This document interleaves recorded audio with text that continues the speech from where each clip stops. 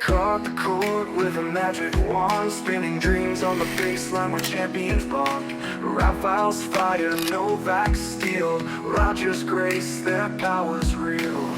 Title stacks, they raise the bar, legends shining like 1,000 stars. The victory, they'll never give up, perseverance fills their cup.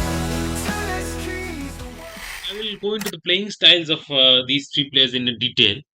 Federer has been known for his effortless movement, sharp angles, attacking net play, and his strength has been, of course, the serve placement, which has improved over the years. His variety and ability to shorten points with his good serve and volley game, which was very famous in the Wimbledon games.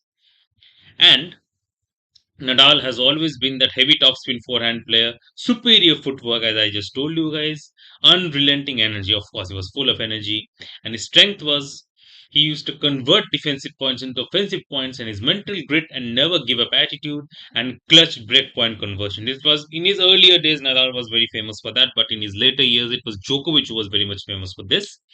Djokovic was the most complete player in history. I completely agree with this. He's the complete player and a good baseline player in his early days, but now he's a complete player with all the variations up his sleeve. His strength is the return of serve, as I just said, is the greatest returner of all time, and he's sliding on the hard courts to reach difficult balls, retrieve difficult balls, and incredible flexibility because of his yoga practices.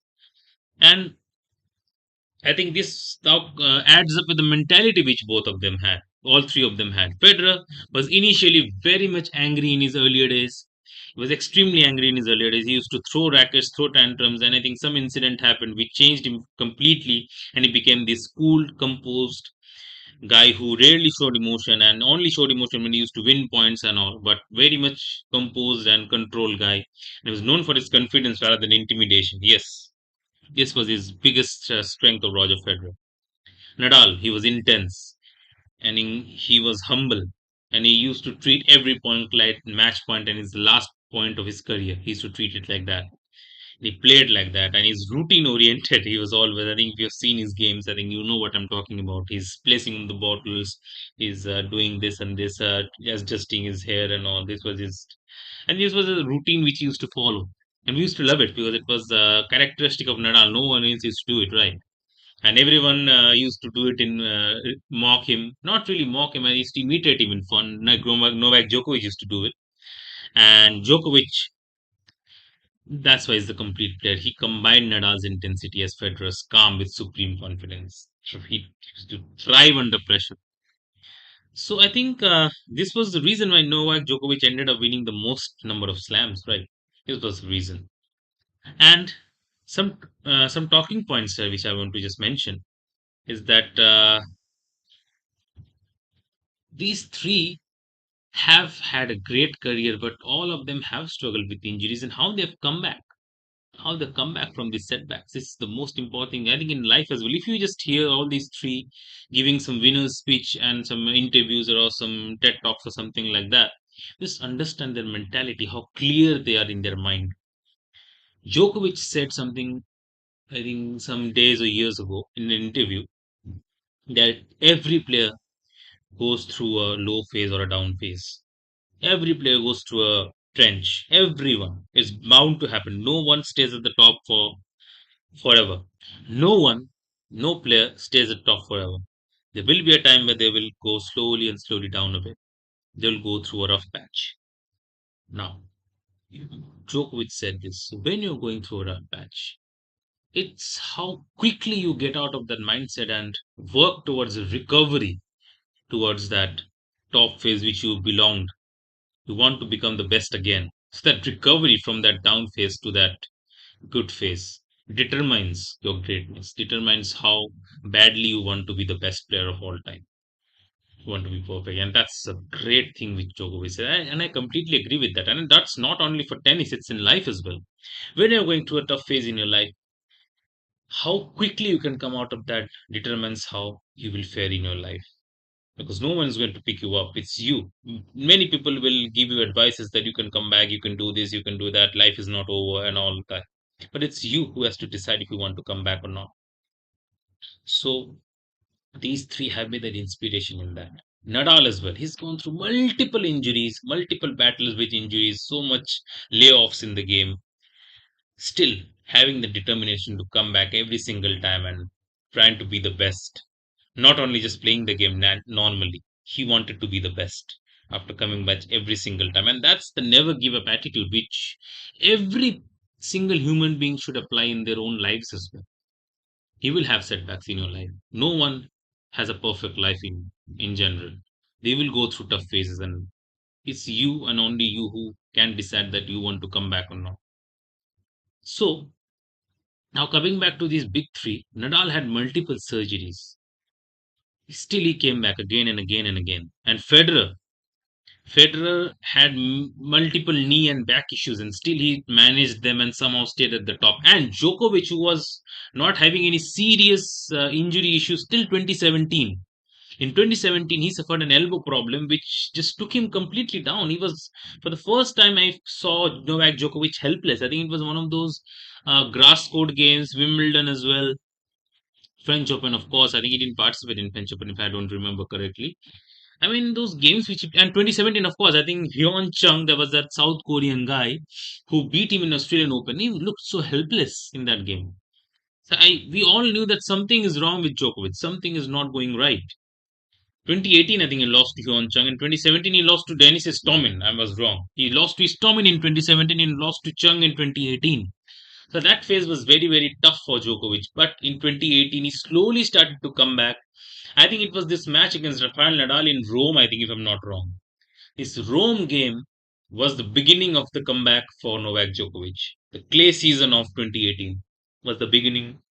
2018 season, the clay season was the beginning of the comeback for Novak Djokovic, the greatest player of all time. And the way he came back, the Wimbledon semi-final was the point.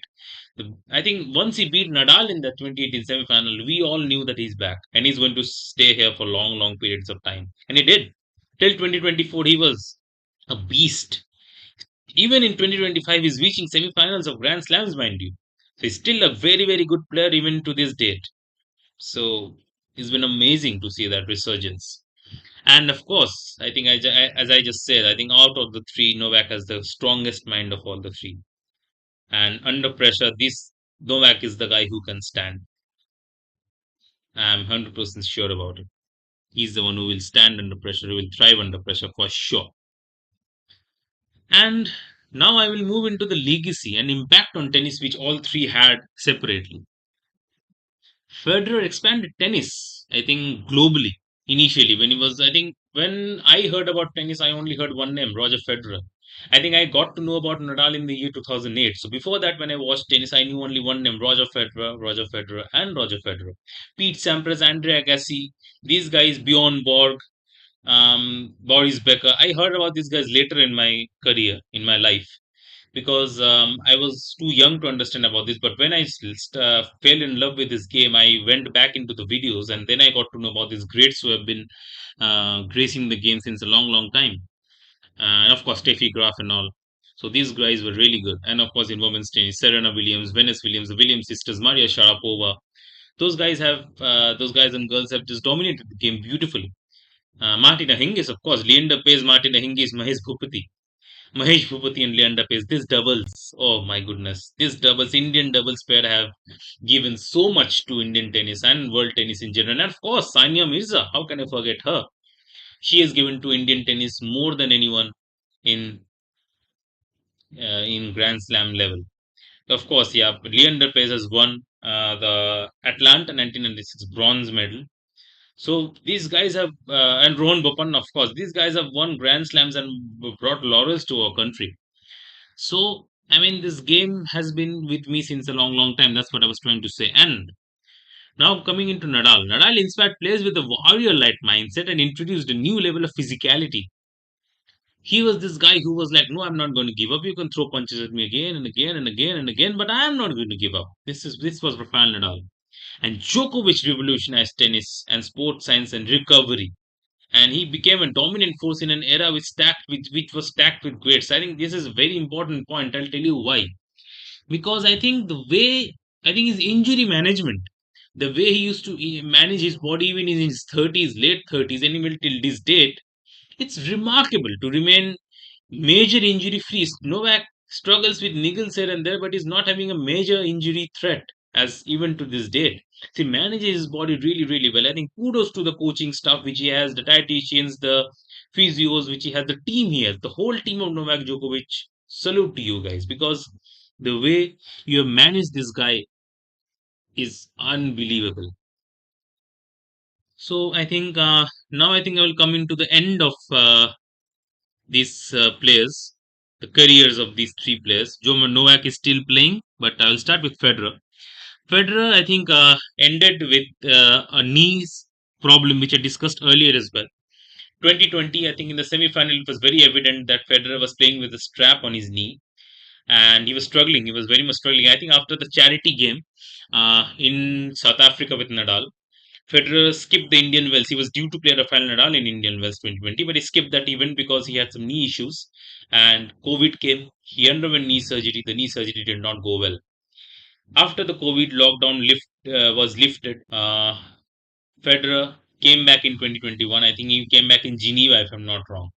He played one of the clay court tournaments and then he went to French Open. He played well in the French Open, by the way. 2021 French Open, he was really good. He reached the quarterfinals and then I think he took a break. He wanted to focus on Wimbledon, his strongest point, and he went till quarterfinals in both the tournaments. And then we know what happened. He straight set defeat to Hubert Hurkacz. And in 2022, he didn't play much. He didn't play much, and he just announced that he will retire at the Laver Cup. It was a very emotional retirement because Andy Murray, uh, Rafael Nadal, Novak Djokovic all came and all played in that Laver Cup. They all were with him during his retirement. It was very lovely. It was very emotional for all of us to see a career end like that. And Rafael Nadal, I think post 2022, he was uh, he was struggling a lot in 2022 later stages in US Open. He was struggling with some abdomen injury. I think in 2022 as well. He reached the semi-finals, but he could not play the semi-final because of an abdominal tear. He could not play Kyrgios, so Kyrgios played Djokovic in that final, and he won. Djokovic won that. So that was that was very close. Nadal came to facing Djokovic again one final time, but it was not to be because of the ab injury. So in US Open quarterfinal as well, I think he lost to Francis Tiafoe, fourth round. I think, if not, I'm not wrong. He lost to Francis Tiafoe. He was struggling with that. That he's the US tennis player, a young guy, and very unfortunate. I think that was the beginning of the end. Ending in 2023, Rafa was nowhere near his best. 2024 Australian Open, it was a farewell tour for him. He was again knocked out in the first round by, I think he won the first round, I think, against Dominic Thiem. He won the first round, but in the second round, he lost. So, yeah. No, I think the first round was against. No, he lost he won the second round. He won the first round against Team. In 2024 French Open, he lost to Alexander Zverev in the first round itself. And in the Olympics, I think was his farewell.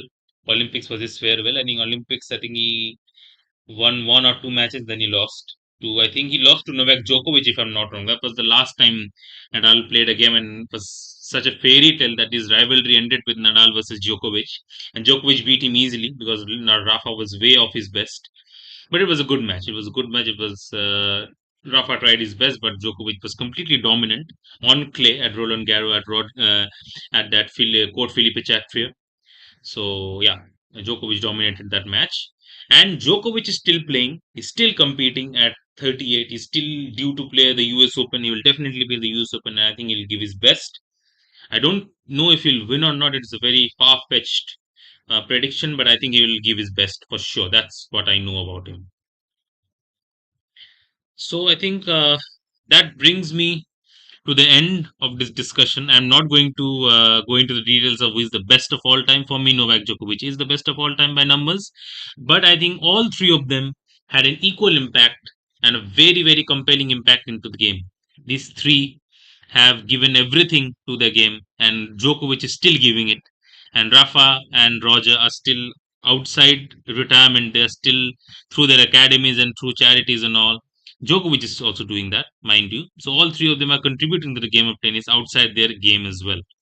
And they, of course, are great human beings. All three of them, absolutely amazing human beings, very down to earth, very humble, very sweet, and those are role models for every human being who wants to succeed in their own lives.